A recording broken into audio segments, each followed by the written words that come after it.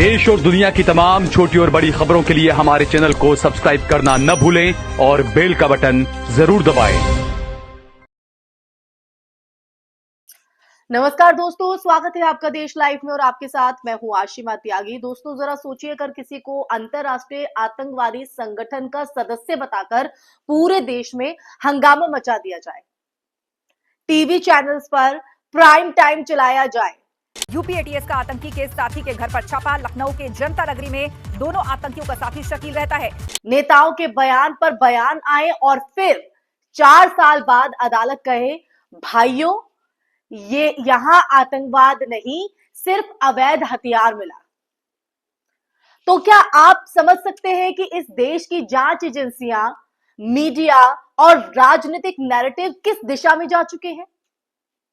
यह कहानी सिर्फ 2 लोगों की नहीं है, यह कहानी है उस सिस्टम की जो चुनावों से पहले माहौल बनाने के लिए किसी की जिंदगी, किसी का करियर, किसी का समाज में सम्मान, सब कुछ दांव पर लगा देता है। तो आज हम इसी संदर्भ में चर्चा करेंगे। चर्चा में आगे बढ़े उससे पहले हमेशा की तरह आप लोगों से अपील, इंसाफ की आवाज को बुलंद करने के लिए और सच्ची पत्रकारिता के लिए हमारा यानी देश लाइव का सहयोग करें। साथ ही डिस्क्रिप्शन में दिए गए लिंक को ओपन कर ज्वाइन बटन दबाकर आप हमसे यानी देश लाइव से सीधा जुड़ सकते हैं। तो दोस्तों, वापस आज की चर्चा पर लौटते हैं और आज जिस सच्चाई से देश लाइव इस मुद्दे के जरिए आपको रूबरू कराने जा रहा है वो बेहद ही डरावनी है। 11 जुलाई 2021 यूपी एटीएस ने लखनऊ से मोहम्मद मोईद और शकील को गिरफ्तार किया और दावा किया गया कि ये दोनों गजवातुल हिंद नाम के कथित संगठन के सदस्य हैं और इनके अलकायदा से संबंध है, संपर्क है। ये ब्लास्ट के लिए गोला बारूद इकट्ठा कर रहे थे और संगठन के लिए भर्ती करने का काम भी कर रहे थे।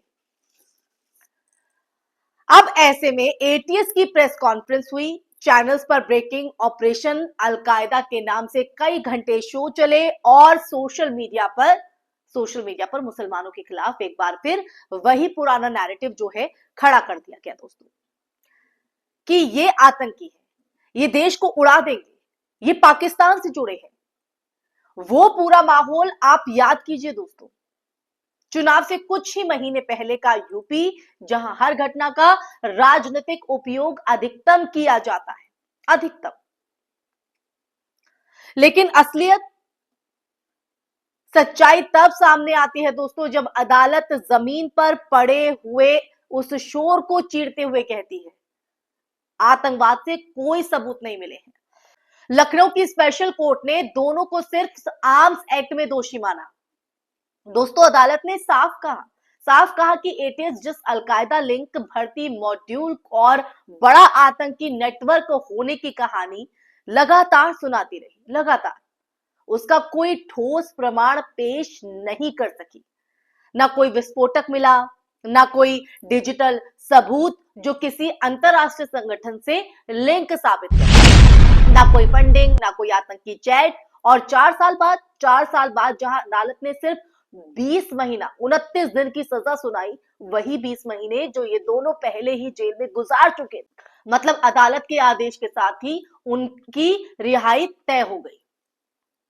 अब सवाल ऐसे में दोस्तों ये उठता है कि जब इन्हें गिरफ्तार किया गया था, जब प्राइम टाइम पर तिरछी एंगल वाली तस्वीरें दिखाकर इन्हें देशद्रोही, आतंकी, अलकायदा एजेंट बताया जा रहा था, तब इतना शोर क्यों था? और जब अदालत ने पूरी कहानी को हवा बता दिया तो वही मीडिया, वही नेता, वही एजेंसियां क्यों खामोश है? क्या किसी की बेइज्जती की भरपाई कोई करेगा या कर सकेगा? क्या जो पहचान छिन गई, क्या उसे कोई लौटा पाएगा? और ये भी ध्यान रखने की बात है कि ये गिरफ्तारी यूपी विधानसभा चुनाव 2022 से सिर्फ कुछ महीने पहले की थी दोस्तों, कुछ महीने पहले की, जब बीजेपी को मुस्लिम आतंकी नैरेटिव सबसे ज्यादा सूट करता था और टीवी स्टूडियोज उसी प्लेबुक पर खेल रहे थे। दोस्तों, आज जब अदालत ये दर्शाती है कि आतंक, अलकायदा, गजवातुल हिंद, ये सब आरोप अदालत में साबित नहीं हुए, तो समझिए कि हमारे देश का आतंकवाद का नैरेटिव किस तरह चुनावी हथियार की तरह इस्तेमाल होता है। जांच एजेंसियों की यह विफलता नहीं है, ये एक पैटर्न है जिसे बार बार दोहराया जाता है। पहले गिरफ्तारी करो, नाम उछालो, धर्म दिखाओ, माहौल बनाओ, और जब चुनाव निकल जाए तो केस ऐसे ही ठंडा पड़ जाता है। दोस्तों, कोर्ट में मामला ढह जाता है, पर जिनकी जिंदगी तबाह की गई उनकी कहानी पर कोई बहस नहीं करता। क्यों? आपको पता भी है कि उन्होंने क्या खोया?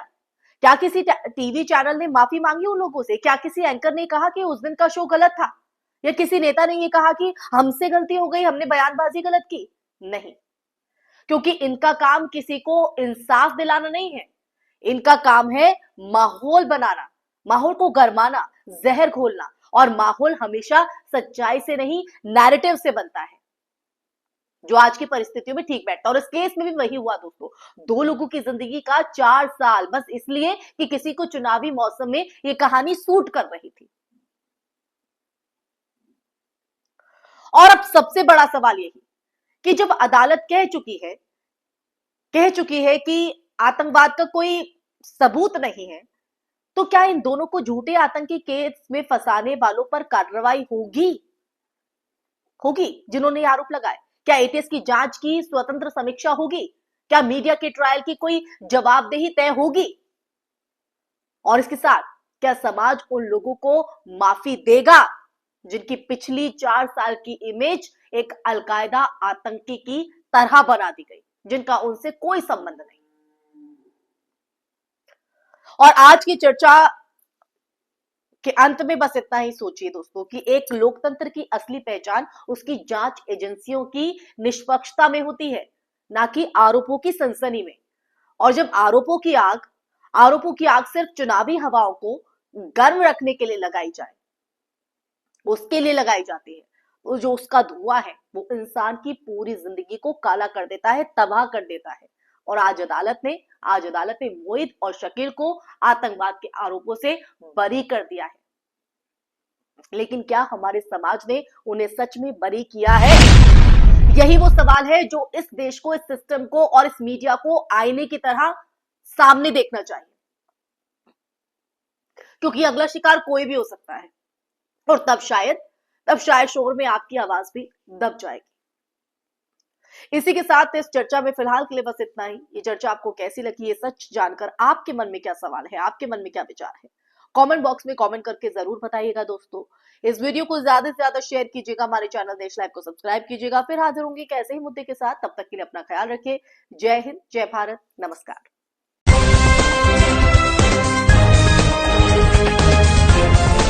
देश और दुनिया की तमाम छोटी और बड़ी खबरों के लिए हमारे चैनल को सब्सक्राइब करना न भूलें और बेल का बटन जरूर दबाएं।